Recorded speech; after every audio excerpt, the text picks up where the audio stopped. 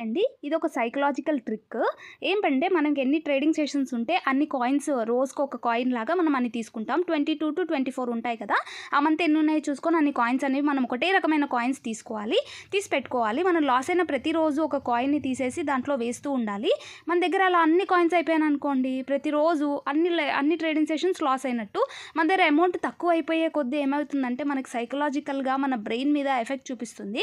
దానివల్ల మనము లాస్ కాకుండా పెట్టుకోవడానికి ట్రై చేస్తాము. సో, ఇదొక సైకలాజికల్ ట్రిక్.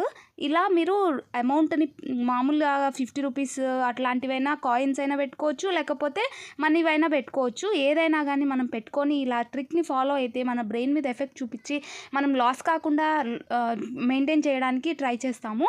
ఇదొక సైకలాజికల్ అండ్ బ్రెయిన్ ట్రిక్ అనమాట. ఈ ట్రిక్ మీకెలా అనిపిచ్చింది?